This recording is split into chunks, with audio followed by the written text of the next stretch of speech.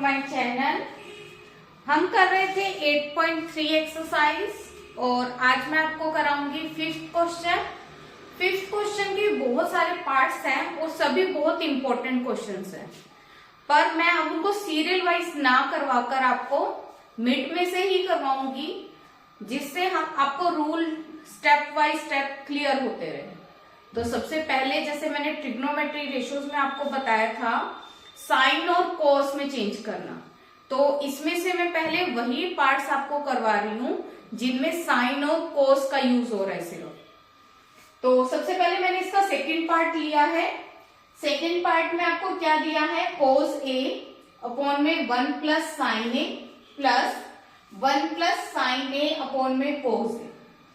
मैंने आपको बोला था कि अगर कोई भी क्वेश्चन आपको सोल्व नहीं होता है तो आपने सबको किस में चेंज कर लेना है, साइन और कोस में। तो ये तो ऑलरेडी साइन कोस में है, तो आप क्या करोगे, इनका आप एलसीएम ले लेंगे।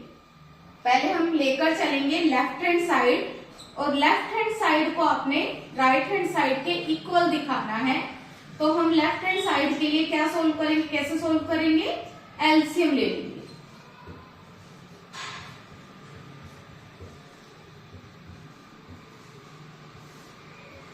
एलसीएम लेना मुश्किल नहीं है ट्रिग्नोमेट्री रेशियोज में। देखो कैसे लेंगे, इसके अपॉन में ये टर्म है और इसके अपॉन में ये टर्म है। तो जब हमने एलसीएम लिया तो ये दोनों टर्म आ गई। अब कैसे करोगे, 1 प्लस साइन से 1 प्लस साइन कैंसल हो जाएगा, कोस को कोस से मल्टीप्लाई करेंगे, कोस स्क्वायर ए प्लस कोस से कोस कट जाएगा, 1 प्लस साइन ऊपर मल्टीप्लाई होगा, तो ये क्या आ जाएगा, 1 प्लस साइन ए का होल स्क्वायर। मेरे पास स्पेस की थोड़ी शॉर्टेज है, तो आप ये वाला स्टेप इसके नीचे से ही करोगे। तो यहां पे कितना है, कोस स्क्वायर ए प्लस इसका होल स्क्वायर ओपन करोगे, कैसे ओपन करोगे, ए प्लस बी का होल स्क्वायर क्या होता है, A square plus B square plus 2ab upon में कितना है, 1 प्लस साइन ए और साथ में कोस। इससे आगे हम सोल्व करते हैं। ये क्या है, cos square A plus 1 square अंदर ले आएंगे तो क्या आएगा, sine square A plus 2 sign A upon में 1 प्लस साइन ए और कोस ए। अब देखो sine square plus cos square किसके इक्वल होता है, 1। ये साथ में आप यहाँ पे ब्रैकेट डाल के लिख लेना, मैं यहाँ पे लिख देती हूँ, because sine square theta plus cos square theta किसके इक्वल होता है, 1। तो मतलब ये दोनों वैल्यूज को मिलाकर हो गया 1 और एक 1 ये है, 1 और 1 कितना हो गया, 2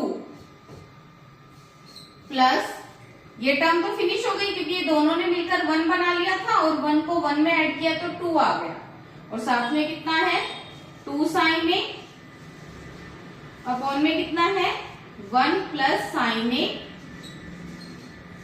कोस। अब हर रोज बेशक इसके 2 पार्ट्स करो, पर अच्छे से करो, वो आपको क्लियर कर देगा क्वेश्चन। अब क्या करोगे, इन दोनों में से, इन दो टर्म में से हम 2 कॉमन ले लेते हैं। 2 कॉमन लेंगे, यहां पे बचेगा 1 प्लस साइन ए, नीचे कितना दिया है, 1 प्लस साइन ए और साथ में कोस ए। 1 प्लस साइन से 1 प्लस साइन कैंसल, कितना आ गया, 2 अपॉन में कोस। अब यहां पर एक प्रॉपर्टी और लगेगी, 1 अपॉन कोस किसके इक्वल होता है, secant A, 2 as it is, और 1 अपॉन कोस क्या हो गया, सीकेंट ए, और ये किसके इक्वल हो गया, राइट हैंड साइड। हो गया prove, left hand side equal है राइट हैंड साइड। क्लियर है, करो नोट डाउन।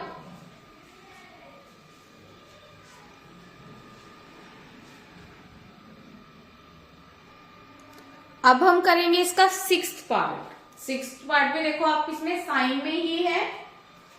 तो इसमें पर देखो जब भी हमारे पास ऐसा क्वेश्चन होगा कि न्यूमिनेटर और डिनोमिनेटर सेम है, सिर्फ साइन चेंज है, मिड साइन चेंज है, तो अगर ऐसा कभी भी होगा तो हम इस क्वेश्चन में करेंगे रैशनलाइज। और ये क्वेश्चन भी बहुत इंपॉर्टेंट है। हम क्या लेके चलेंगे, लेफ्ट हैंड साइड लेकर चलेंगे और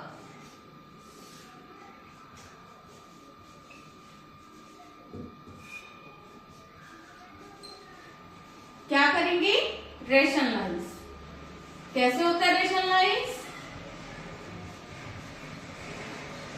जो डिवाइड में टर्म होगी, डिवाइड में ये वाली टर्म है ना, इसको एज अ इज ऊपर भी लगा देना है और नीचे भी लगा देना है, बट इसका मिड साइन चेंज हो जाएगा, माइनस है तो क्या हो जाएगा, प्लस। क्लियर है, ये स्टेप क्लियर है। आपने ऊपर वाली टर्म को नहीं देखना, आप सोचो कि ये तो ऊपर वाला टर्म जैसा है तो ऊपर वाली टर्म ऊपर और नीचे लगानी है, नहीं। जो डिनोमिनेटर में टर्म पड़ी है उसको ऊपर भी लिख देना है और नीचे भी, पर मिड साइन उसका चेंज कर देना है। यहां पे आप लिख दो ना ऑन रैशनलाइजिंग। इसके बाद क्या होगा, इनको आपस में मल्टीप्लाई करें, 1 प्लस साइन ए 1 प्लस साइन ए, तो 1 प्लस साइन ए 2 टाइम है, तो ये बन जाएगा 1 प्लस साइन ए का होल स्क्वायर। नीचे फॉर्मूला बन रहा है, अगर इसको ए ले लें, इसको बी, ए माइनस बी ए प्लस बी, तो ए माइनस बी ए प्लस बी किसके इक्वल होता है, ए माइनस बी ए प्लस बी इक्वल होता है A square minus B square के। ए की वैल्यू है 1, बी की वैल्यू है साइन। इसके बाद ऊपर वाला जो होल स्क्वायर आप उसको एज इट इज रहने दो, नीचे कितना आएगा, 1 का स्क्वायर 1 माइनस साइन स्क्वायर है। अब यहां पर हम एक प्रॉपर्टी लगाएंगे, तुमने किया था sine square theta plus cos square theta, sine square theta plus cos square theta किसके इक्वल होता है, 1। अब यहाँ पे 1 और साइन स्क्वायर है, अगर मैं इसको इधर ले जाऊं तो 1 माइनस साइन स्क्वायर थीटा किसके इक्वल हो जाएगा, कोस स्क्वायर थीटा के। मतलब 2 टर्म्स को रिमूव करके हमें सिंगल टर्म मिल रही है, तो हम 2 टर्म्स की जगह पर क्या लगा देंगे, सिंगल टर्म। और सिंगल टर्म क्या आई हमारे पास, कोस स्क्वायर, और उसका एंगल थीटा था तो थीटा लिया, इसका एंगल ए है तो हम यहाँ पर ए लेंगे, 1 प्लस साइन ए का होल स्क्वायर और नीचे कोस स्क्वायर ए। अब देखो आप ऊपर वाली टर्म का भी स्क्वायर है और नीचे वाली टर्म का भी स्क्वायर है, तो क्या हम इसको इस तरह से लिख सकते हैं, 1 प्लस साइन ए अपॉन में कोस ए का होल स्क्वायर, और स्क्वायर से रूट कैंसल, कैंसल करने पर कितना बचा, 1 प्लस साइन ए अपॉन में कोस ए। अब इस कोस को दोनों के अपॉन में अलग अलग ले जाओ, 1 के अपॉन में अलग और साइन के अपॉन में अलग। अब 1 अपॉन कोस, 1 अपॉन कोस क्या होता है, सीकेंट ए, सीकेंट थीटा यहां पे लिखेंगे, और साइन अपॉन कोस, साइन अपॉन कोस क्या होता है, tan होता है ना, मैंने प्रॉपर्टीज आपको लिखवाई है पहले। तो 1 अपॉन कोस क्या हो जाएगा, सीकेंट ए, और साइन अपॉन कोस tan ए, और ये किसके इक्वल हो गया, राइट हैंड साइड के। क्लियर है, करो नोट।